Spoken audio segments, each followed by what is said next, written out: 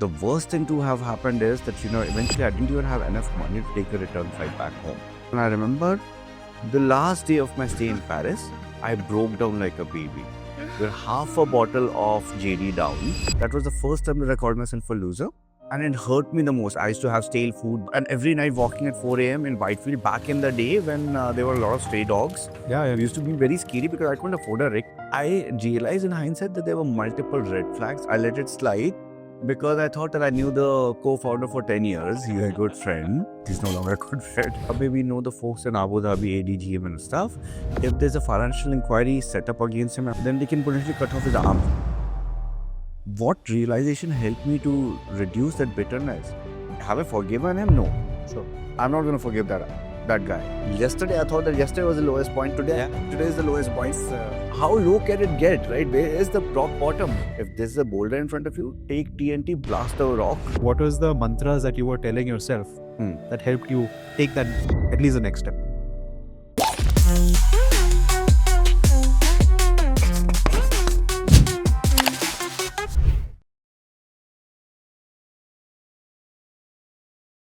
All right, welcome Abhay to this episode of Elsonomics. Thank you. You are a startup veteran amongst many other things, if you say so. And my first question is going to be a little tough one, right? Sure. So whether it is your early days as a biotech engineer, later on going into software programming or venture capital and, all of this. Yeah. How does it feel for all of that to be summarized today as someone who is, making videos on YouTube as a podcaster? Very interesting. I think each of those areas that I've dwelled in has given me a lot of insights into how to tackle different kind of problems, right? And one of the muscles that is built is problem solving, right? So I joke around that, I'm at the intersection of intersections. Yeah. And podcasting is about getting those interesting stories out there. But this is just a means to an end. Ideally, what I want to do is build out a whole flywheel at which I'm trying to do that. So let me rephrase that, right? Yeah. So I would probably count myself as a generalist, being a dentist, getting into product, getting into content and all of that. Right. And today on my LinkedIn, I write myself as podcaster or podcast host. And I don't know if it is nice because a lot of people might be like, oh, okay, he's just making videos on YouTube, getting a few views. Now, in your case as well, I feel the thing is now your videos have taken off, right? And your podcast is doing well. In fact, I think the first time I noticed you as well was as a podcaster. And it was only during this interview that I dove deep into it, realized, oh man, this guy has got so many layers that we need to unpeel. Okay. So that is where I'm coming at. For Right. you now to recognize this. And you're like, oh, people are associating me as a podcaster. Right. How do you feel about that? How do you struggle with that? This is a question for me as well, right? Yeah. Because I sometimes think, do I call myself Dr. Elson or do I call myself podcast host? How do you ramble with that? At this point in time in my life, I'm being referred to as a podcaster, right? Someone that I was speaking with told me that, Abhay, you're not a podcaster, you're a media entrepreneur. That again was a very interesting term for me. And I said, okay, if you say so. I think at the end, my goal is to create impact, right, in different forms. Podcast could also be a means where I go out and tell people that, we have had a set of experts talking about solving a particular problem, let's say in health tech, in a particular space, like, let's say, carcinogenic problems or cancer creation. So you're basically able to show people that, hey, I'm not just a guy who's making videos. I'm a guy with a network. You're just getting exposed to that network. Yes, and that network coming together. It's not easy. It's years of work that has to. Of course, but that can lead to solving problems further as well. So now with those inputs that the network gives you as a viewer, if you decide as a young builder tomorrow to build out a solution, you come back to me with that solution, I'm going to invest money as well as an investor, right? So my end goal through this is to actually be able to create impact, right? Yeah. So it could be in the form of consulting. It could be in the form of investments in those startups that come out because of listening to some of these conversations. They say that, Abhay, I heard you and 3 other experts speak about how to tackle carcinogenic problems or cancer using AI. And we actually built out a solution. Would you want to invest in us? And I'll be like, yeah, let's definitely look at that. Yeah, man. So you're basically touching an industry, getting people exposed. That's your media wing. People are finding the distribution. Yeah. And then it's not like, hey, you just got some gyan between 2 founders or 2 investors, whatnot. we actually have financial capital that we actionable outputs, right? Because So what do you think about like other podcasters who don't necessarily have any? see, I think everyone follows a different path and they have their own objectives, right, behind why they're doing what they're doing, right? As you must have realized in our recent conversations also, I don't come from the world of media, right? A lot of these things are very new for me. Yeah. Second thing is Gen Zs talk about doing things and the way they do things is exhilarating in a lot of ways. I've spoken on multiple of my conversations as well, episodes as well, that, it's a love-hate relationship, right? And some things I really love the kind of output that they're able to generate. At the other time, some of the fundamental ways of thinking are so different or is so different as against what I've grown up with. So sometimes I just don't understand that. But today, And give me an example of one recent time where it was. on one occasion, I was in Bombay and we were supposed to be meeting at 11 a.m., which is again a time which was fixed by them, right? Because I wanted to meet at 9 a.m. Yeah. I start my day early, but they were like, let's meet at 11. And at 11, I had to follow up with them to check in as to where they were. And they said that we've just started, we'll probably be there by 11:30. And I was like, what? I wanted to meet at 9. You pushed it to 11. Yeah. And then at 11, I have to follow up with you as to where you are. And then you're saying that, you'll be there at 11:30 with no regrets, right? And I was like, why am I wasting my time, right? And why are you wasting my time by making me wait at a place, right? Yeah. Now, when I was growing up, the value system was very different. Yeah. Right? We meant when we said 11 a.m., and specifically if it was my boss. Or you have your tail between your legs. So yeah, I mean, I would reach there 10 minutes in advance, because my boss is coming down in a new city where I requested him to fly me in to be a part of those conversations, some of those business meetings. Then I would show up prepared few minutes in advance so that, when I'm there, I'm able to assist my boss in a way that he or she could deliver the outcomes that they were here for. Absolutely. Now, that is the change that I've seen. They're a lot less apologetic about their ways. Yeah. But there's a lot of good things also. Oh, yeah, for sure. I mean, they are fantastic there's a fanaticism, if I can use that word, right? Of being able to achieve something as a zealotry of sorts that, mujhe ye karna hai, if I have to do it, I have to do it, right? And they'll figure out any way possible to make that happen. And specifically when it comes to the creative juices, I may not even be able to think sometimes about the way they'll be able to look at problems and solve for that. Of course, with my own background in innovation, I can think about it 10 different ways, but they always tend to surprise me by looking at it in a very different way.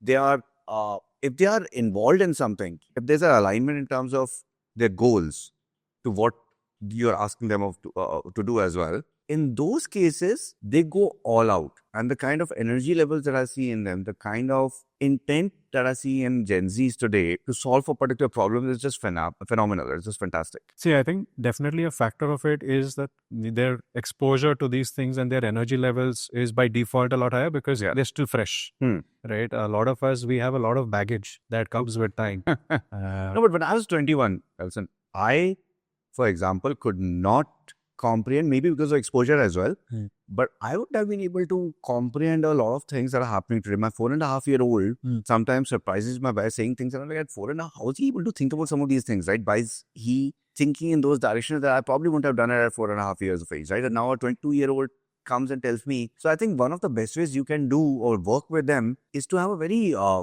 open conversation with them. Yeah. You don't want to burden them with too many frameworks, right? Frameworks or guardrails are meant to make sure that they don't get completely derailed, but give them the liberty and onus to deliver. And I think that works out very well for some of these people. Instead of boxing them into 9 to 6 jobs. Yeah. No, I think those days are gone. Yeah. So you just give them the leeway to deliver and they would deliver. And they're more, sometimes they're much more brand conscious than I've been, right? Okay. I mean, I think that I've been a stickler for brands and how those brand values are, percolating outside.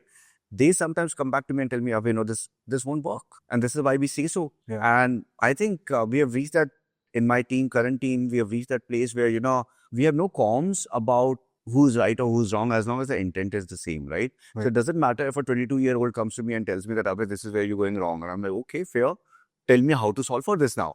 And they come back with solutions. So that's what I really appreciate about this generation. So in the past, whether it's biotech, whether it's the head of innovation at TBS, head of innovation at XYZ, Lowe's, Target, and all of these big companies, being the co-founder of multiple startups, investing in multiple startups. But beyond all of that, if I had to strip away all of these titles, right, what is or who is Abhay Tandon at his core? I'm a father, something that I take a lot of pride in. Yeah. I have a lovely 4.5-year-old. So that's a very important part of my life. Hmm. Wish some of my other relationships are as successful as I feel towards my child. But I think I'm also a problem solver, right? Fundamentally, I've always been this very curious kid who wanted to build a legacy, right? I don't know why, Yeah. but very early on in my life as well, I just wanted to make sure that, I'm remembered much after I'm not on the planet as well. And what was that moment like, when, so innovation, right? Right. That word innovation is something that sticks with you. When did you realize that, hey, you're observing things and you're also looking at them as a problem that can be solved? So was there any moment? Was it earned? My question is rather, was it earned or was it something that was just gifted? I think one of those early moments that I realized that, that I'm actually thinking about solving for problems was in my 4th year of engineering, if I'm not wrong. Okay. Of course, there would have been science before that as well, but in 4th year, I was doing a 4th year project, like they call it, right? And I did reject 2 of the largest research companies or rather institutions in the country, like CCMB and ISCT, to join the lab of 3 postdocs from US who were trying to do research on maternal inheritance, genetic mapping, right? Where the genes come in only from mothers to kids, right? And we were trying to figure out those inheritance patterns. And my job was to run those experiments. Now, if I would have gone to a CCMB and ISCT, they would have just made me watch a lot of these experiments, not get my hands dirty. Yeah. These guys gave me the opportunity. I took that over, getting those brands on my CV. And you realized back then that this would happen. Like when I would go to a CCMB, I wouldn't get to really. Yeah. I realized that. And I said, no, I want to rather do those experiments with my own hands. There were close calls when I touched chemicals like ethidium bromide. They fell on my apron. And ethidium bromide, just for everyone's perspective, is a chemical that if it falls on your skin, there's a 99% probability of you having cancer. You're developing cancer, right? Okay. So it fell on my apron. I was a little careless about it. But at one point in time, I realized that, my thesis was not coming to an end. And that's what happens with research. Your thesis sometimes means that you have no outcomes. And that's when I think I realized for the first time that I have an aptitude towards research. Yeah. And that research mindset eventually led into innovation. Because innovation is trying to challenge the status quo.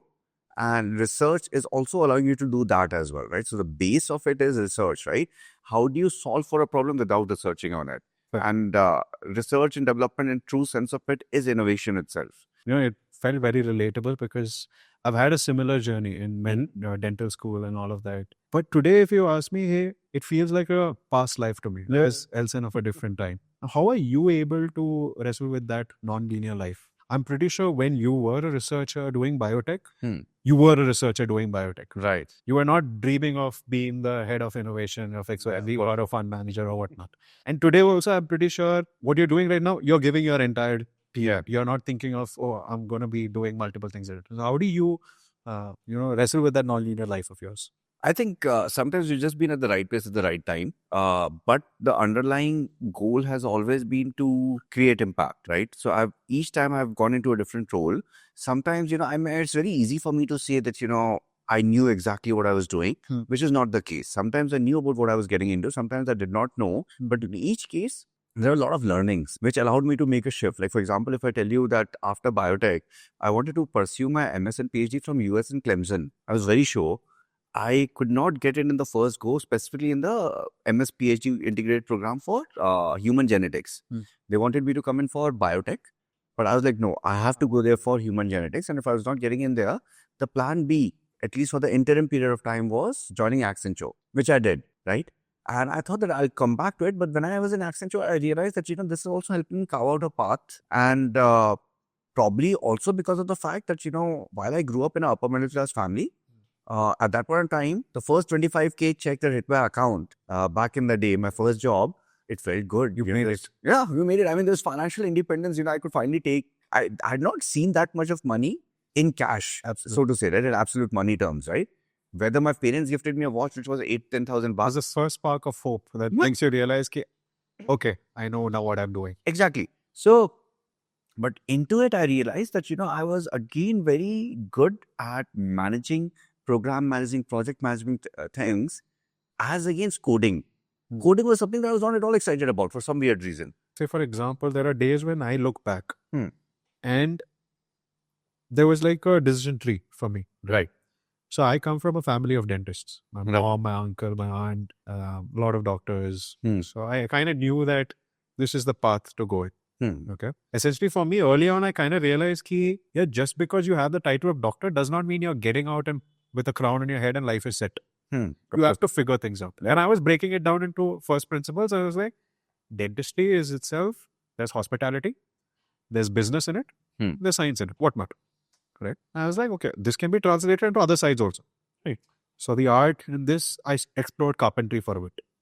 The hospitality bit, I explored, working as a line chef at Marriott. I was a waiter at Pizza Hut. That was my first job. Wow. When it comes to the problem solving and all of that, I entered into the tech side of things, business and all of that. So for me, I generally, if someone asks me, hey, what's the best degree to do to become someone like me? I would be like, do dentistry. Right? Nice, yeah. Calculated risks. I'm able to tell that story. Right. मेरा ऐसे नहीं कि, and there have been times when I've gone for something else, not made it. Like, I sat for the AIMS exam for my MBS and I got like a rank 234. And I remember the professor was telling me, dude, if you had gotten like 5 more questions right, you would have probably gotten a seat. Yeah. And I was like, should I do this one more year? Right. And then I would probably crack it. But then I saw another opportunity. So for me, it was like, under se there was this thing ki, I want to get into tech and business. That was the future. So I had this early discovery that tech and business or business is commerce. Right. It is a way for value to be like whatever I'm doing is there's a stamp on it saying this is the value of what you do. Right. So it was giving me an anchor. Right. And for me, tech was never a separate subject. Right. It was not like computer science. Like why we were taught what computer science and bio were separate. I was like, yaar, ye to isme bhi aayega. Right. But engineering will come in everything. So that was my underlying thesis. And I think it played out right. Right. Did you have a thesis like that? I realized that there were 2 things that I was good at, right? Before I did my engineering as well, right? Before biotech as well. I realized that I was staying in AWHO, Army Colony, Armed Forces Colony, right? In Secunderabad. And wahan pe, without knowing any fundamentals about brand building, about organizing events and stuff like that, I one day said that, we are organizing for the 2,000 people in the society, a sports event, a 5-day sports event. Okay. I formed a team. I figured out that, for us to feel related to each other and yet personalized, I will create a name for the team. We got t-shirts printed back in the day when no one had heard of it in my ecosystem about t-shirts being printed. But I also got them their own unique names that they were very fond of, printed on the t-shirt apart from the name of the team. So it was personalized and I got them involved in that vision. Yeah. And then they executed this. So from early days, you took something that's unorganized, organized it, put a stamp, made it a little brand and executed it. Yes. And people knew about the team's name for a while. And I realized much later during my B school days that, what I was doing at that point in time was a combination of project program management as well as brand building, brand management. I was very particular about, why it should not be spelled wrong or why it should not be pronounced wrong or the way it should look like, the color combinations. Yeah. And I had no formal education in any of these things. So when I went to Accenture after my engineering, I got myself involved in some of those activities at Accenture. So that kept me going in Accenture for 2 to 3 years, not the coding part of it, but the business behind the coding. So it draws you. Yeah, it drew me in. I realized that, yes, I'm making money, but that would have been a, sense of happiness for maybe, let's say 2, 3, 4 months, right? And after that, you realize that, it's not your calling. Yeah, it's not my calling, right? It's a marginal utility, diminishing marginal utility, right? So it goes down, ki, theek hai, 25,000 keeps coming back to you. So who cares, right? Eventually that value of appreciation goes down. Tell me about your B school, because I think you did like a dual degree, sort of one from SPGen. Yes. And then you also went to IESEG in France. Yeah, ESEG in France, where I did my master's in international business as well. It's crazy. So how was France? France was crazy. And I think post that, you were saying that you almost got into IBM and then they pulled the offer during the recession. You explored Madrid. You're thinking about all of that. So how was Europe, working in Europe? What was that journey supposed to be like? SPGen was so academically focused. The professors that I saw at SPGen were like stalwarts in those industries, right? Okay. So we used to struggle every night to submit those assignments. I remember the smile on some of those professors' faces. I've even recently met some of them as well, who would come into the school class and our lecture hall and would tell that today is an open book exam. And, they used to have these big smiles because open book meant that, there's no standard answer to any problem, right? You're actually It's harder than that. Yeah, and these were Harvard business case studies. We were given case studies and we were told to solve for them in the best way possible. So there was no right or wrong answer. It's the degree of applicability in the real world. When I went to ESEG, life became a lot more simpler in that sense of it because the curriculum was comparatively easier as compared to SPGen. And we were used to that rigor, right? So the first 6 months of my time at ESEG in France went into partying. Right. So I was exposed to students and my peers from about 40, 45 odd countries, which was my biggest learning in ESEC, where I understood that, this is how someone from France operates versus someone from Germany versus someone from Mexico versus someone from US. Because we used to form teams and work and operate together. I realized that, when would the same set of words, if spoken by a French versus a German, would mean very different things. Give me an example. A French would, for example, never be able to say no. Okay. Right? They would just sugarcoat it and make it loopy and under the given circumstances, if we factor this and this, we might be able to do it and at this point in time. I'm like, no, I'm asking a very simple, straightforward question. Can you do it by Monday or not? As I said, this is how we have to look at it. I'm like, why are you not giving a straight answer? Whereas Germans are almost to the extent of sounding blunt, would just say no. No. And you're like, can you not even try? Not possible. They would not, indulge in a longer conversation, right? So I think the biggest learning for me in France was not the education of the B schooling there, but the exposure to a lot of cultural nuances around me that I observed. Yeah. And you are culturally biased that, why is this person doing what they're doing? And I realized very early in my life in that journey that people have different ways of looking at different things, and that's fine. There are so many factors that go into building the personas of people the way they are, and that's okay. Let me not judge people. Let me be as judgment-free as I can, because I do not know the circumstances that they've all gone through. Yeah. Because each country, each culture would have a very, very specific nuance that would come in and that would lead them to the way they behave today, right? So my job was to actually look at them and say, these are your strength areas. I'm going to tap into that. And these are the areas that I'm going to stay away from. Because for me, they may not work out. I'm not saying that they are weaknesses, but they may not work out for me in the current scenario, in the current set of hand that I've been dealt with. I think every time you travel and you come back, you don't just carry souvenirs. So I keep saying there's a little bit of Vietnam in me. There's a little bit of Mauritian in me. There's a little bit of, Arab in me. Right. Because, and it's not just the culture as a whole, it's probably a person I interacted in that place. True. Very true. I have, so the way he would say, hey, it's okay. And when I come back for like another week, I would probably say it the same way. Very true. Maybe with his accent or maybe with that stuff.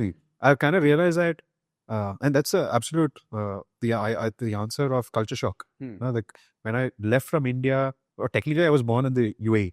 I was born in Abu Dhabi. So that was the way I was brought up. I came to India and I knew India because Abu Dhabi is like just a hop, step, skip away from India. So it's very similar. But then when I went to see Vietnam and I saw the life there, and that was a similar, hot pot of 15 different cultures. We were at an exchange. And I was like, okay, they're all very different. Right. The way they approach is very different. They party a lot more, but they're getting the job done. Yeah. Probably even better than me. Whereas I used to think, I have the Indian rigor and all of this and all of that. So this, the journey for MBA was after your engineering and after Accenture. After Accenture, yes. Good. And when you were there, and tell me about the French recession, what exactly happened? And then you had to come back to India. Yeah. I'm pretty sure that was not plan A. That was not planned, no. So when you decided to come back, and I remember in one of the podcast videos you were saying, I was 26 years old. I had to now come back and stay with my parents. It was tough.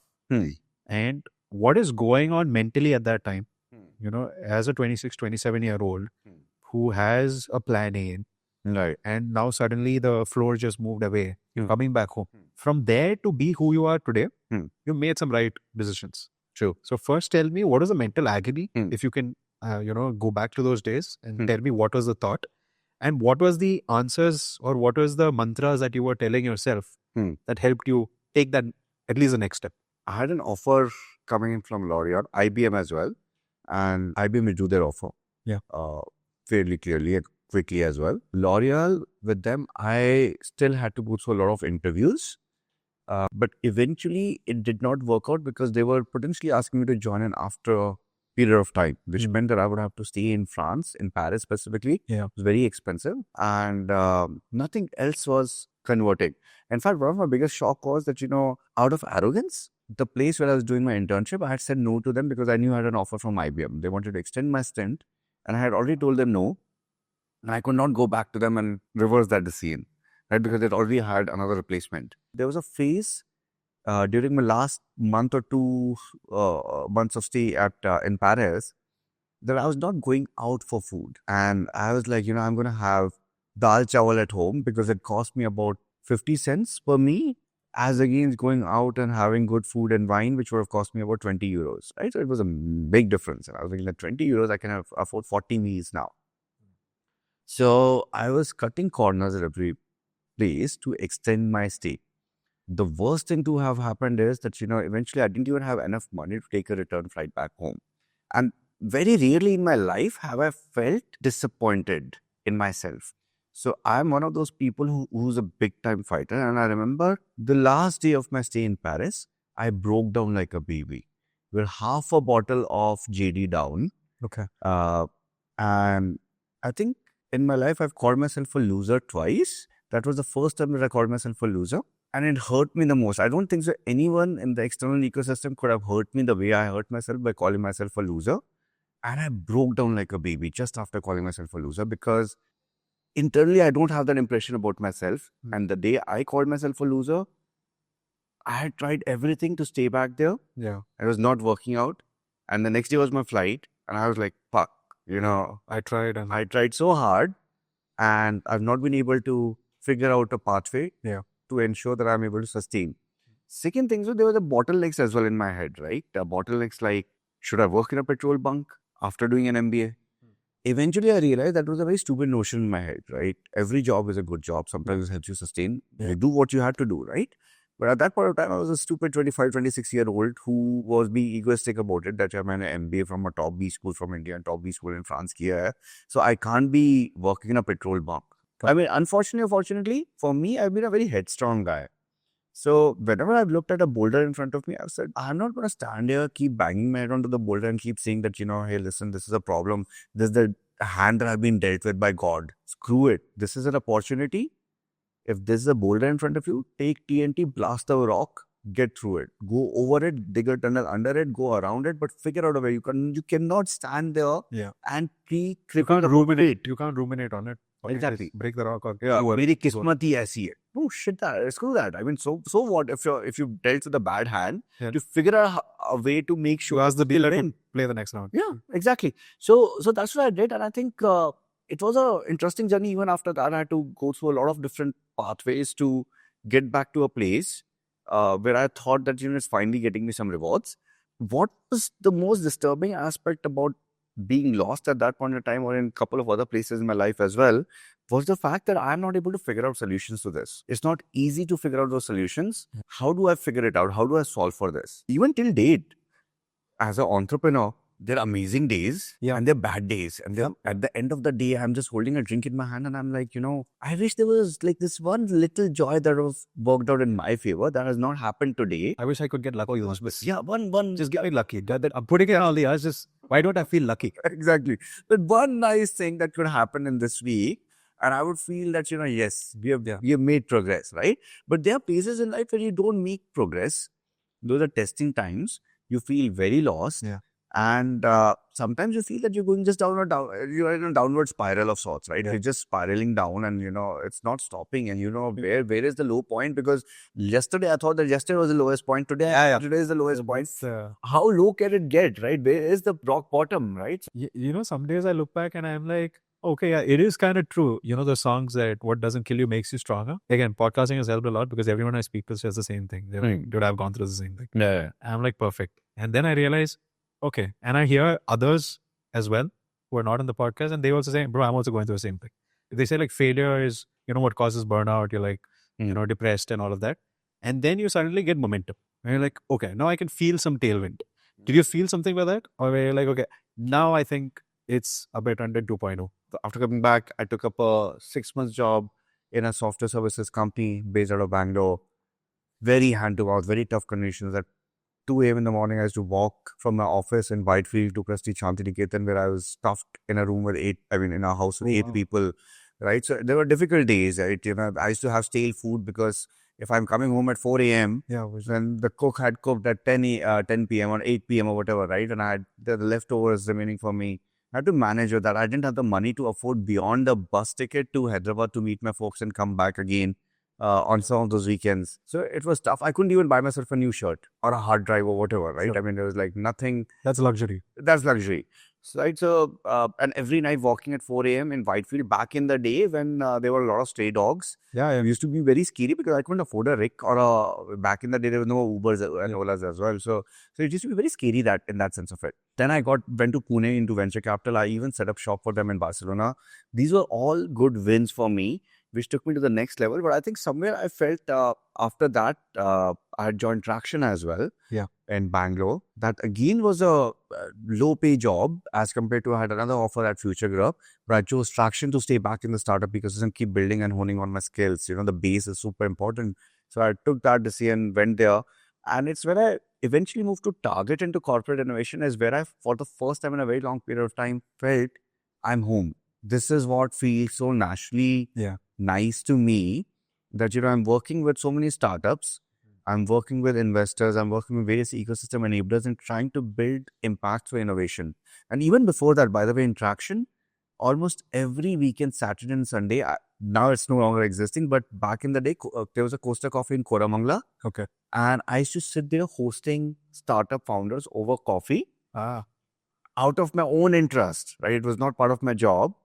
And I would tell them how to raise funds because of my past venture capitalist, experience.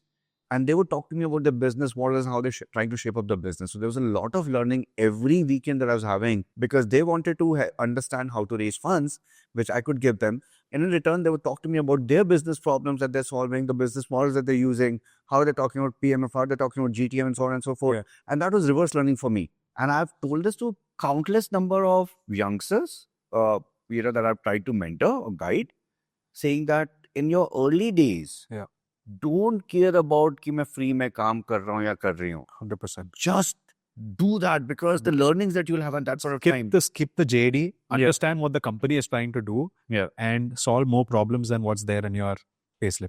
Now, I want to move on to something that's quite relevant. Explain what GCCs is to someone who is a layman, right? And why it's relevant and if it's relevant. GC stands for Global Capability Centers. Okay. As the name suggests, these are capability centers or innovation centers, right? Where today the jobs of, the kind of job descriptions that employees in the headquarters have, it's the same job description that you have in India as well, right? So these are extended headquarters in that sense of it. Okay. Right? Think of them as, they were earlier called as in-house centers, offshore centers, but now they've been called as capability centers because these are offshoots of the same company as another satellite office, which is in India, because they want to leverage the talent availability in India to execute the same jobs that they're doing in US or Europe or somewhere else as well.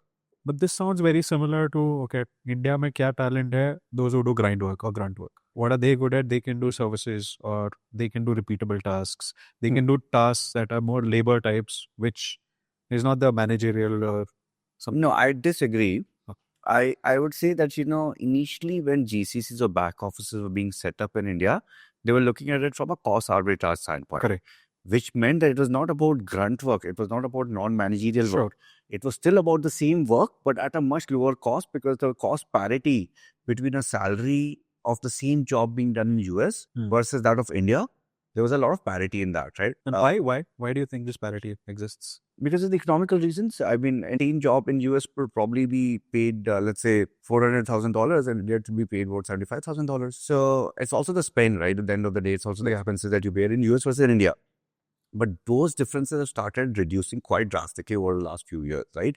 So if you see, a lot of people are very happy for the kind of money that they're earning in India and the affordability of services, correct, and the lifestyle in India for the same set of money, right? That they earn in India for the same job. But the capability leverage has expanded. So it went from cost arbitrage to capability arbitrage.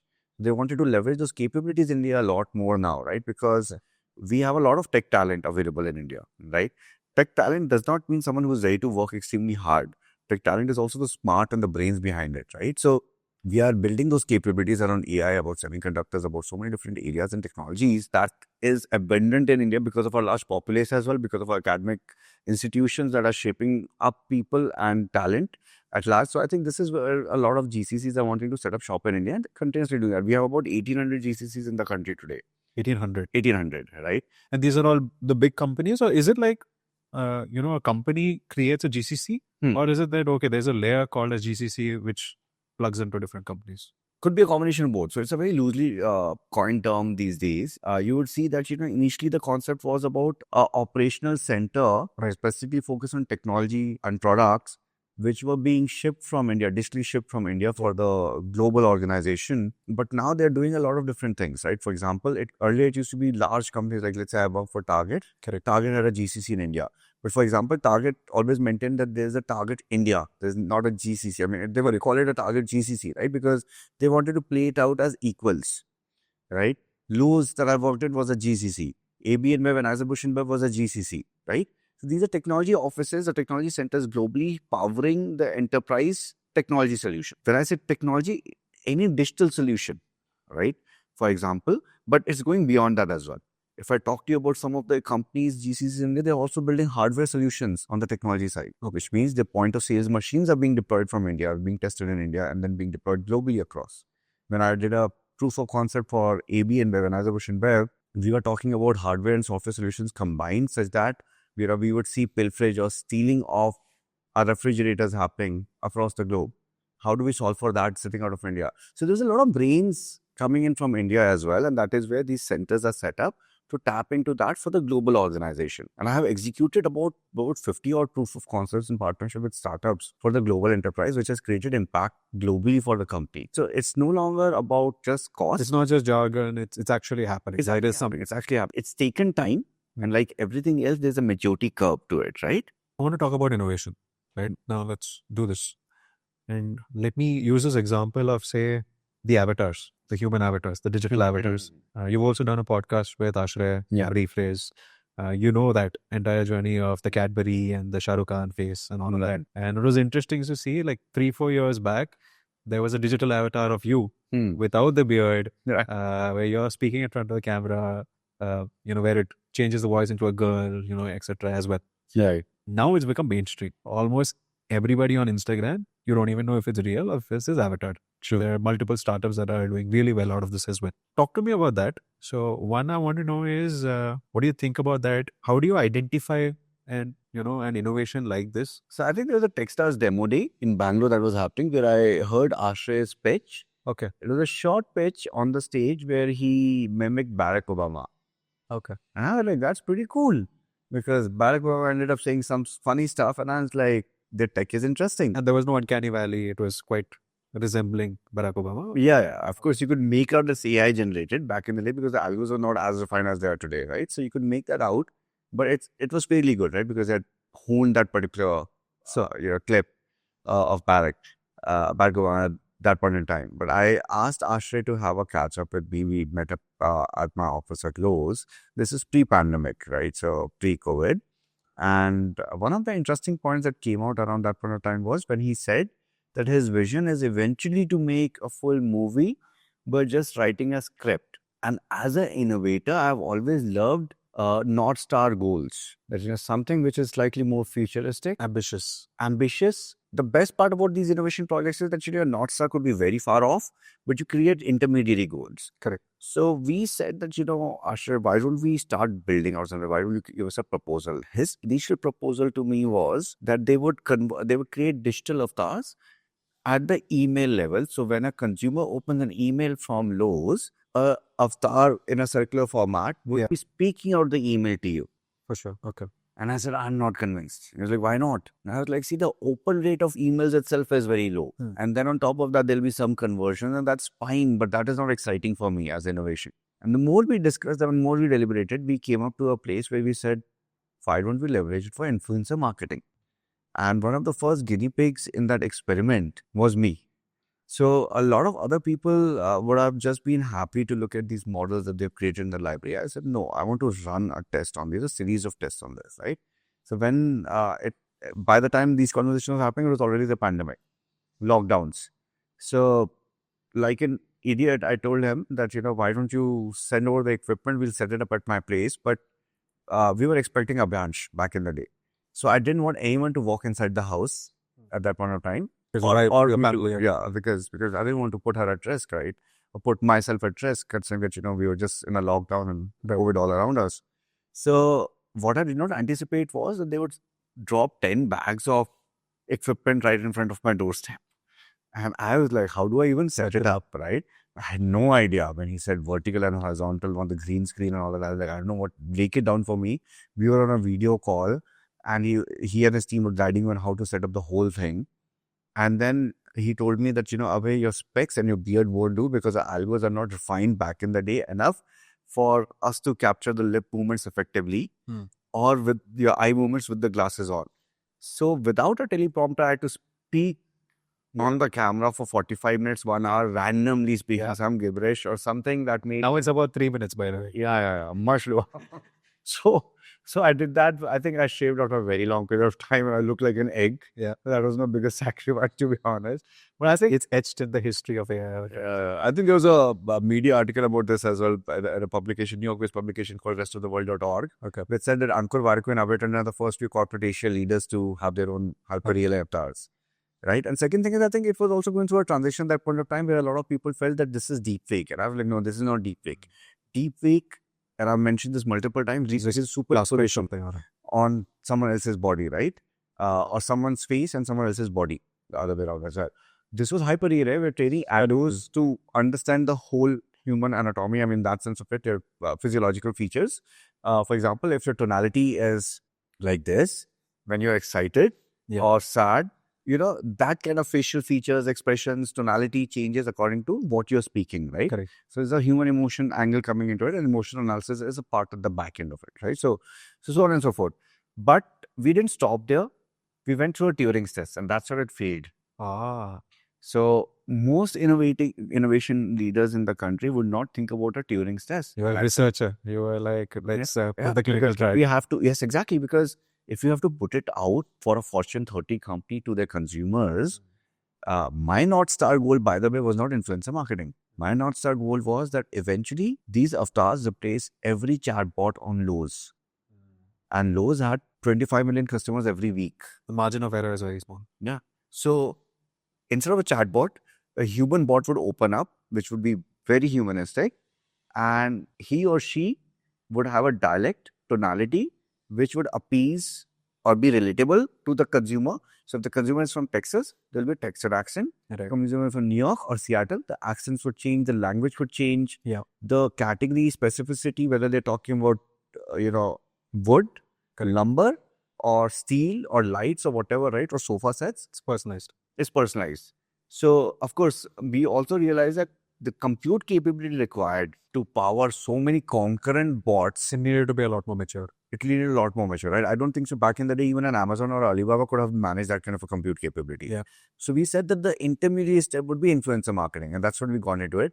Unfortunately, because it failed the Turing's test, I did try to convince the stakeholders to give them more use cases, but at that point of time, we could not fly this off with Lowe's. Okay. And they, in parallel, were talking to Mondelez, and they...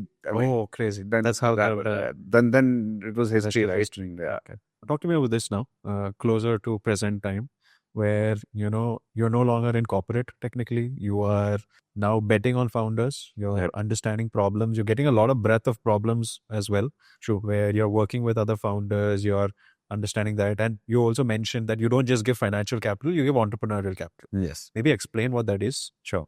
Tell me a little bit about what is VC.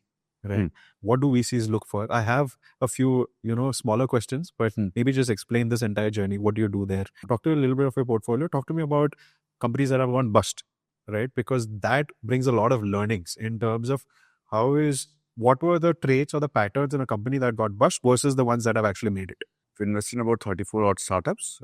Very recently, I've invested in a startup called Autonomy. Okay. Autonomy is a L4 robotics startup.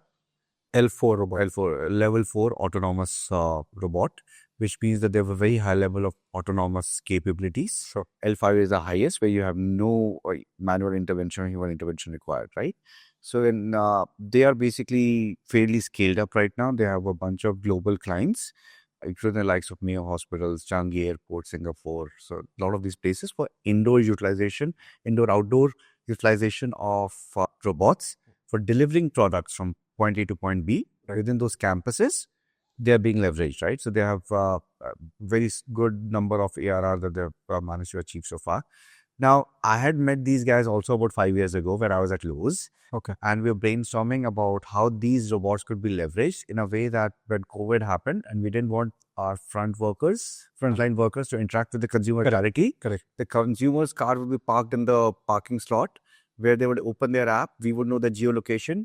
We would load the robot. The robot would automatically go all the way to the exact location of the car. The billing scanner would be scanned over there, which meant that the bill has been paid. The door would open, they would pull out the stuff and put it in the car trunk, the consumers. It would close down, it would run a UV spray, to sanitize the whole place. It would go back and reload for the next order, right? So this is what the original brainstorming with Ritukar, who's the founder of Autonomy, happened. 5 years from then, we are finally investing in them. Although they are fairly more mature, they have quite a few patents under their name and they have quite a few big names as their client globally. But this is my latest investment that I've done. Again, very, very bullish about the fact that this is going to be so mainstream in US and in the next few years, right? In fact, it's shaping up right now as we speak. And they've been at it. I mean, Ritukar and his team have more than 60 patents with them right now. So what do you say is different, say, from a Ritukar as a founder or even a company versus, say, something maybe that didn't work out as planned? I think a lot of what I've found as a very good trait is the founder mentality, right? I typically look for this because I've realized that some of the companies that I've really liked working with are the ones where the founders have a spine and yet they're open to learning. What I mean by that is they're never rejecting any opinions that are or feedback that's coming to them. They would look at it, they would take it, they would research on it and come back and tell you whether they're accepting it or they're not accepting it. If they're not accepting it, this is the reason why they're not accepting it. So I appreciate founders a lot more when they have a spine. I also appreciate them because they're humble enough to be open to feedback. So it's a rare combination sometimes, but I've noticed that over the years, I may have looked at about 5,000 odd startup pitches. Yeah. And I've invested in 34. There's a reason that I've been able to invest in some of them. Some of them they shut down. Is it more because they didn't have a spine or is it more because they were not willing to come back to their... I've seen both. There have been times that they've been so suppressed by the investors that they just followed what the investors told them and they went down a wrong path completely. And even though I was one of the investors and I told them not to do that, they still did that because there was a larger investor at play and they agreed to change their model from a B2B to a B2C and that screwed them over. In another case, they themselves were fairly arrogant. They're not humble about it. They were like, whatever you may say, I'm not going to listen to you. Yeah. And, the world is not so forgiving, right? I potentially could be forgiving because I know that sometimes people go through stresses and they respond to different people in different ways, different situations in different ways. But once you are called out for being arrogant, a lot of people stop trusting you post that. Yeah. Or they'll stop dealing with you after that. That becomes a reputation when you're not there. Yes, exactly. And that is what impacted the second company, that not only were they labeled as arrogant, they were borderline being labeled to not being competent. Business is a lot about the people that you're working with. Very true. Right? Whether it's your co-founders, and we see a lot of these stories where co-founder struggles is one of the main reasons why, say, a startup does not work. What was that? How did you, and going past, say, betrayal and then coming back, how do you regain trust in, because you're not going to be stopping at this right now, right? It's going to continue to happen. So how do you regain trust?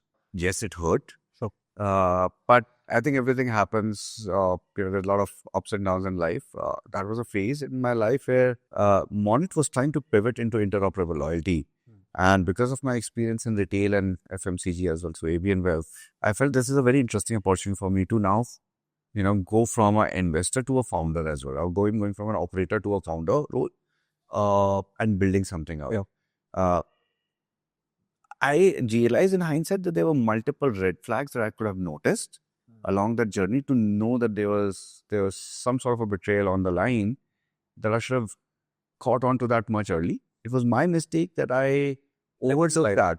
I let it slide because I thought that I knew the co-founder for 10 years. He's a good friend. So he was a good friend, of course. He's no longer a good friend.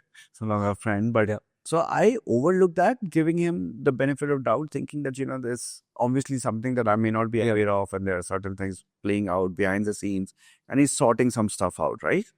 But much later into the journey, about 10 months into the journey, I realized that things were completely off. And the more I pushed to get clarity, the more erratic the behavior turned out to be. So at that point of time, I thought it was better for me to move out than be associated. In fact, he was also on the same page that I should move out, because I was questioning him on things that he couldn't have answered. So before it came to a place where it was so apparent that there was some wrongdoings, it was better for both of us to part ways. I obviously lost a lot of time, effort, human hours, but more than that, money as well. It was a combination of both, right? I mean, money can be, you can build that wealth again, but Trust can't, right? So it left me bitter for months to come. And to your point, what realization helped me to reduce that bitterness? Have I forgiven him? No. Sure. I'm not going to forgive that guy. But have I come to terms with that? Yes. And the reason I've come to terms with that is when I accepted that it was my mistake as well. My mistake was that I was not able to judge through or see through things. I was just relying too much on trust. As an investor, as a co-founder, one of the biggest mistakes that you do is when you do not sign a clear co-founders agreement. Correct. So lawyer up, make sure any new founder who's getting into a co-founding relationship with someone else, have a lawyer look at those documents clearly and make sure that you sign a meaningful co-founders agreement, right? So that you're not on the wrong side of the stick later, right? So that's a very important lesson that I learned. And I also learned a simple lesson that maybe betrayal feels like a betrayal when you are trusting someone. When there's no trust, there's no betrayal. Betrayal happens when you trust someone. So I was also told by a close friend who said that, Abhay, we know the folks in Abu Dhabi, ADGM and stuff. If there's a financial inquiry set up against him, and I can file a case against him. And if in the inquiry it comes out that he has been his GC. If there's something that's been off on the financial front, then they can potentially cut off his arms. And I was like, no, 1 second, hold on. I mean, while I'm disgruntled, yes, but I don't want to cut his arm out. Like, I mean, no, okay, hold on. So they were like, no, shouldn't we do that? No. I mean, let's not do that. I mean, you don't overlook things. I'm like, do I want to make sure that others do not partner with him so that others are not made to go through the same experience? Yes, I want to make that happen. I mean, make sure that doesn't happen. But at the same time, I'm not barbaric enough to say that you chop his arms off, right? Or put him in that direction. So eventually you let go. Plus, second thing is that, you don't want to live in the past and keep cribbing about it. Like I mentioned earlier also, right? Eventually you come to a place where like, you have to move forward with your own life. Correct. Another lesson. So when he was speaking with me, I went to him for advice because he was also an investor. He was also a mentor. And he was also one of those people who told me, don't partner, Abhay, initially. So when I told him this, he was like, I expected some tactical advice on how to recover financial losses from him or legally or whatever, right? So instead of that, he gave me a very interesting perspective. He was like, Abhay, since the time I've known you, you've been a very compassionate person. You've operated with trust. Don't let this experience change you. Because if you are able to spot some of those brightest startups, it's because you're very passionate about solving for those problems. You've been looking at people with compassion, with problems with compassion, solutions with compassion. Don't lose that streak or don't change that mindset because of this incident. Retain your originality. Because if you don't retain your originality, then you're letting him win. Tell me about this, right? So I think one of the things when you were taking that leap, your wife Akanksha was like, "Ja be, ju apni zindagi, ji le apne zindagi." How important is a partner? Family is super important in your journey, like super important, because more often than not, it's your family's support which acts as the biggest strength that you have, because you know that there's someone back home who's waiting for you, and they're going to be, no matter how hard a day it is, they're going to stick with you, right? I don't think that one should take it for granted, but I think that sense of comfort that that there are people at home who love you, allows you to take certain decisions, certain risks. And in case of Akanksha, it's no different. Earlier, it was the case with my parents as well. They still support me, of course, in whatever capacity they can. But Akanksha has been my life partner for the last 8+ years now. And I think over the years, I've realized that, we have each other's back at any point in time. And is there a science behind, this? I think this is one place that AI has not reached yet, right? We talk about human empathy as one of those places, right? But Akanksha has been tremendously very, very solid supporting partner, right? I mean, and I think I would like to believe that I've also supported her in some places, but I think she has done a lot. She's gone a lot overboard over the last 2 years specifically as well, right? Since the Monet journey and then since then as well. Be it my podcasting, there have been times when she has told me that do what you feel like doing, right? We have everything covered, right? And not only that, so there are a lot of business conversations that we have together as well. So her support is not just emotional support. There's a lot of financial support that comes from her side. There's a lot of intellectual support that comes from her side as well, which is what makes this partnership so exciting for me as a partner. And this is something that I always knew when I was getting into my marriage as well, right? That, marriage is not just about emotional support. Of course, that plays a very important role, and that's probably the biggest thing. But it's a combination of intellectual support also. Because half of our lives or majority of our lives is work and it's profession. And someone can add there, nothing like it. Till date, when I talk about podcasting journey, she sees videos with me. We sit together. She has kicked me on my butt when she saw one of the episodes. She was like, see, after 40 minutes, it's going down. I'm like... And no one else is going to say that. Yeah, no one's going to say that to me. She's very unfiltered and candid with me, which is sometimes so brilliant. I know that she's coming from a we're not questioning untape anymore because bro, she has the same goal as me. So exactly, it's actually and we share that both ways as well. So there are days that I can also talk to her about her personal life, about her career choices and so on and so forth. But I think that kind of a support system at home is what makes it so beautiful. You want to go a little more candid? So I have this one last segment. Sure. It's called the rapid fire. What's something that founders lie about the most when pitching to you? I think projections. The valuation of the company, the projections of sales. I think it's the easiest to spot when they are too optimistic about where they're going to go and become 3 to 5 years from now. So all those 3x, 5x, 10x is like, how do you know, bro? No, I mean, I wish it was 3x, 5x or 10x. As high as 100x sometimes. I feel like, oh, wow. Like, okay. Sure. Would love that. If you had to pick better content or bigger guest, what makes a podcast more successful? I think there are two angles to it. Better podcast commercially would be a bigger guest. Better podcast for me would be, better content. Who was your most difficult guest to interview? I think there was this particular person who was technologically very sound, and but he was super loopy. I would ask him a question. He was getting into rabbit holes. He would just go into 5 different directions one by one, and by the end, and he would continuously go at it, and by the end of it, I would be like, what did I ask him? What is he answering? Because I have no idea where this conversation is going in, right? Which direction is it going in? Because it would just go all over the place, and I had to try and get it back, and then again, the next question, again, the same thing would happen, right? So containing that conversation into a nice story, and you can't segue into the next segment. And this is where it becomes a problem because you can't even edit that out. You don't know where to edit this. What are the points to cut out conversations, right? So, no, very relatable. Have you ever met a founder who you instantly thought would fail? I think I'll give you an example of a very interesting startup founder, Kuldeep Pareva. Okay. He's the founder of Anveshan. What is it called? Anveshan. Okay. Anveshan is a D2C brand of, I think this is a Series B startup now, ghee and whatnot, right? Meat products and stuff. Doing pretty well. Back in the day, in his 3rd year or 4th year of IIT Guwahati, I had come in as a speaker or whatever, right? Mentor and stuff. And we had a conversation. He was building out a startup in the space of P2B, P2P deliveries, right? So person to person or peer to peer deliveries, right? I would be able to carry your package from Bangalore to Mumbai. Okay. And I was like, man, this is going to have a huge compliance loophole because if if you had to, for example, Elson had to give a package which had to be delivered via me to a friend of Elson in Bombay. Either I would want to see what's in that package so that I'm aware that, I'm not carrying drugs or ammunition or whatever else, right? I'm not carrying anything illegal. Or then the privacy is gone. Yeah. If the privacy is maintained and it's completely packaged, then, how am I telling the airport authorities at the flight, this is my package. This is my package, right? Because I've not seen what's in it. Then I'm taking ownership of that package. Right? So this was what he was trying to do. And I told him that it would most likely fail. And he was like, no, it won't. Trust me. I know what I'm talking about. Eventually, he told me that it's not working out. And then he built out a much more successful startup, Anveshan. So, Do you think business podcasts are just echo chambers for startup cliches? A lot of times, yes. I think there are a few podcasters, including you, who have done a very good job in terms of keeping it very real, candid, and insightful. One of the podcasts that I listen to is that of Nikhil Kamath as well, right? Yeah.